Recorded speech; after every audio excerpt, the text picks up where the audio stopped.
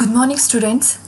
I welcome you to Hardcore 2 class Structural Organization and Function of Intracellular Organelles, Cell Wall.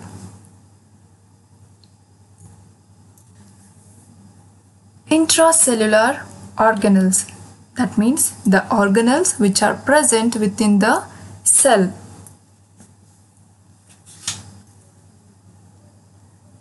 The eukaryotic cell is composed of number of organelles, some of which are membrane bound organelles and some are non-membrane bound organelles. The membrane bound organelles, the examples are mitochondria, chloroplast, nucleus, endoplasmic reticulum and also Golgi bodies. Like that, the non-membranous organelles are ribosomes. Example is ribosome, that is non-membranous means they are not surrounded by the membrane, and the membrane bound organelles are surrounded by the membranes. And the plant cells also has a cell wall and a vacuoles. So this is the diagram of plant cell. You can observe the membrane bound organelles. Here the mitochondria, chloroplast, peroxisomes, nucleus, endoplasmic reticulum, these Golgi apparatus, and also you can also observe the ribosome. It is a non-membranous organelle, ribosome, and also nucleolus. These are non-membranous organelles.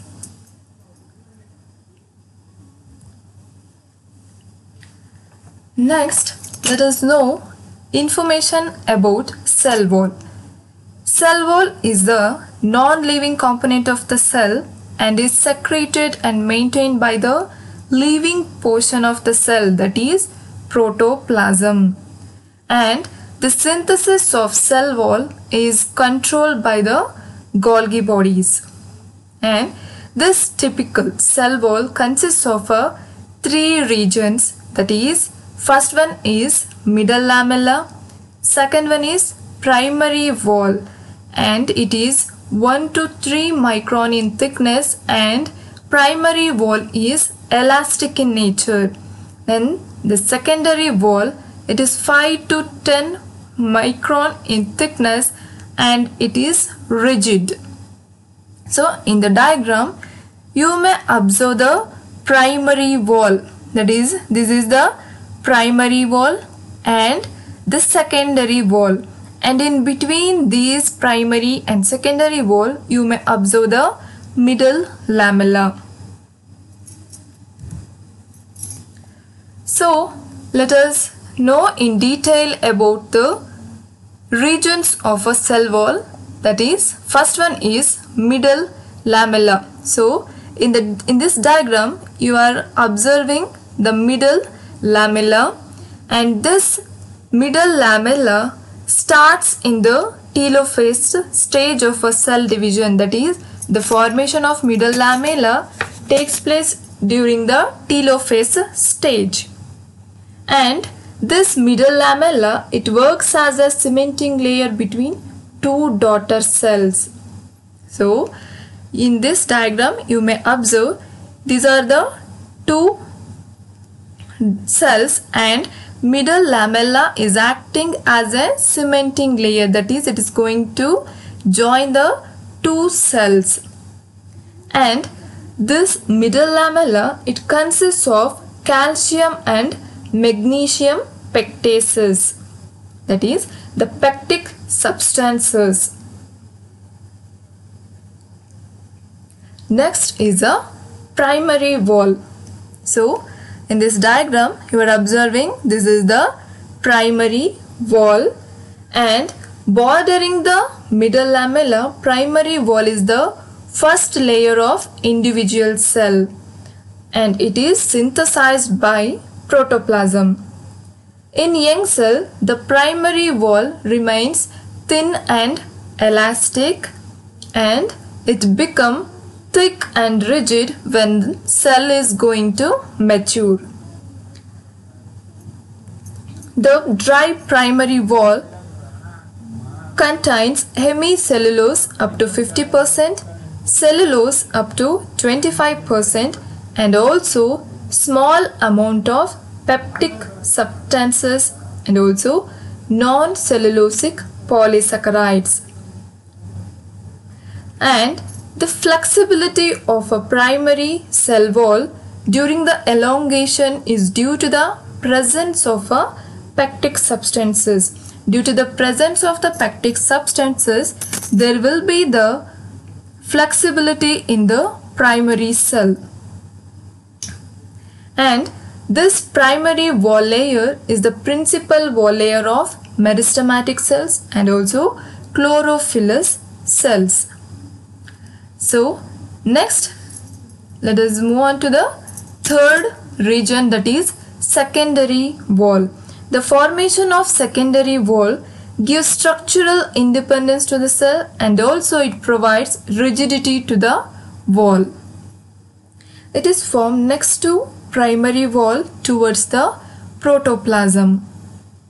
And the secondary wall mainly consists of cellulosic and also varying mixtures of cellulose and non-cellulosic material.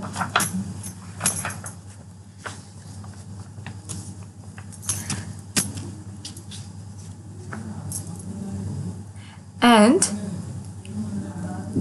in the secondary wall, we are going to observe the microfibrils, and these, in this diagram, you may observe the microfibrils, and these microfibrils in turn consist of a smaller subunits called as micelles. So there will be the presence of microfibrils, and in that we are going to observe the microfibrils, and in the microfibrils we are going to observe the micellus cells. So there is three types of cells are going to observe, that is macrofibrils. In the macrofibrils we are going to observe microfibrils, and in microfibrils we are going to observe very small subunits called as micelles. And also secondary wall consists of three distinct layers, that is outer layer and also middle section and also inner layer. And we are going to observe one special region called as plasmodesmata, through which the contents of the neighboring cell remain in communication with each other. So this is regarding the information of regions of a cell wall. Next is the chemical changes in the cell wall. As the cell mature, various depositions on the cell wall takes place, which bring about change in its chemical nature. So there will be changes in a young cell and also matured cells. By this, when the chemicals are going to add up from young to matured condition, these chemical changes bring about corresponding change in the structure and function of a cell. And we are going to observe various depositions. In that, first one is the lignification, that is the deposition of lignin on the cell wall, or the conversion of cellulose into lignin is called as lignification. As a result of lignification, the cell is going to become hard and also thick-walled and dead. And this lignin is a polyalcohol. In sclerenchyma, the lignification is uniform all around the cell, that is uniform distribution of lignin we can observe in sclerenchyma cells, but in case of tracheids and vessels, the thickening is localized to specific areas. Next, secondary deposition of lignin form various patterns. So first one is a annular ring-like. That is, lignin is deposited in the form of a rings. Annular ring is the deposition of lignin in the form of ring. That is, you may observe in the diagram, this is the annular or ring-like deposition of lignin. So next, second one is scalariform or ladder-like. That is, lignin is deposited in the form of a ladder along inner side of the cell wall. So,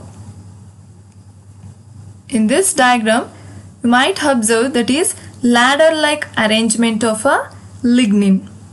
Next, the third one is reticulate or net-like. So, in this diagram, you are going to observe the deposition of lignin is irregular in the form of a network. So, it is called as reticulate or net-like deposition of lignin. Next, the fourth one is spiral. That is, the thickening of lignin are deposited in the form of a spiral band. So, what we are going to observe is the lignin in the form of spiral band. Next, the last one is the pitted. So, in the pitted, we are going to observe small thickened areas here and there. That is, deposition of lignin in the form of pits. So, these are some of the deposition of lignin. Next is the suberization. So, the cell wall of a cork cell or Casparian stripes of endodermis get deposited with a layer of a suberin by the process called as suberization. That is the deposition of suberin on the cells. So, this suberin is a light impervious to water. That is, it is going to resist or stop the passing of a water. Hence, a piece of cork, it always floats in a water and doesn't get wet. Next, third one is cutinization. In this case, the outer layer of cell wall, the cellulose gets converted into cutin by the process of cutinization. That is, in this form, that is impermeable membrane on the cell wall, that is known as a cuticle. That is deposition of the cuticle we are going to observe in case of cutinization. In cutinization, cell wall helps in checking the evaporation of a water, and the cutin consists of fatty acids. Next is mucilaginous changes. Sometimes the cellulose is changed into mucilage, which has a property of absorbing and retaining water. This forms a viscous mucilaginous coating on the cell wall and helps to tide over dry conditions. For example, in many of the seaweeds, we are going to observe these mucilaginous substances. For example, agar and also alginic acids. So, agar, it is having a very commercial value. Next is the mineralization, that is deposition of minerals and the cell wall. So when the minerals are going to deposit on the cell wall by the process called as infiltration or by deposition of inorganic salts, we call it as a mineralization. And the minerals usually deposited are a silica and calcium. If silica is deposited, then we call it as a silicification, and if calcium is deposited, we call it as calcification.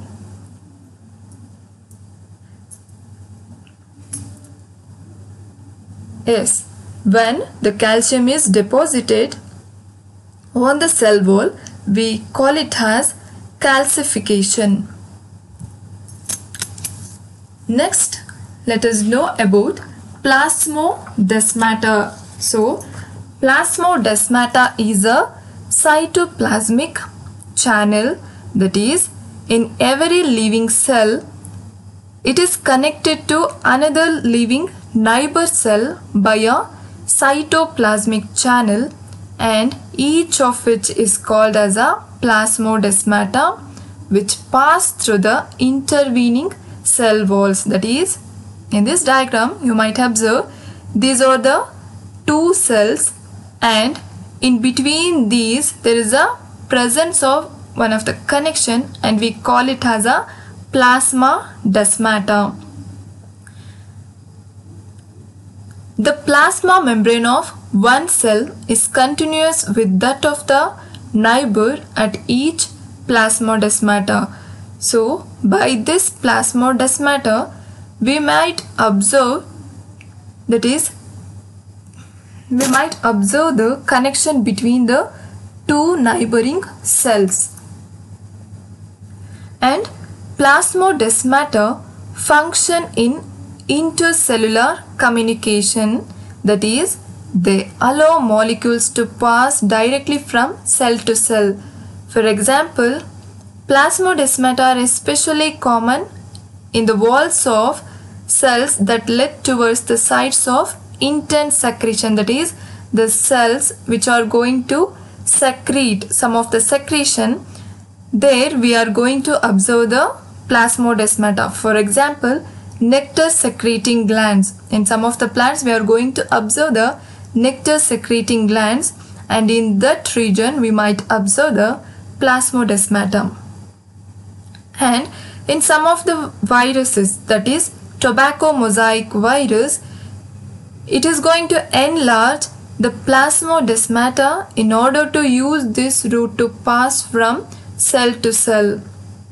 And this tobacco mosaic virus, it is going to synthesize a specialized protein called as P30, and this protein nullifies normal regulatory mechanism of a plasmodesmata. Next is the functions of a cell wall. So let us know what are the function of cell wall. First function is it provide mechanical support and give definite shape and protection to the cell and cellular contents. Next, being hydrophilic in nature, it is capable of imbibing water and helps in movement of water and solute towards the protoplasm. Third function is it also acts as permeable structure during absorption of minerals and solutes, that is dissolved substances. Next function is it acts as a protective layer, that is it gives protection from the pathogens. And the walls of the sieve tubes, that is tracheids and vessels, are specialized for a long distance transport. So these are some of the functions of a cell wall. So by this we came to know about some of the information regarding the cell wall, that is, what is a cell wall and its chemical composition, the cross linkage, porosity, strength, and also plasmodesmata. Thank you.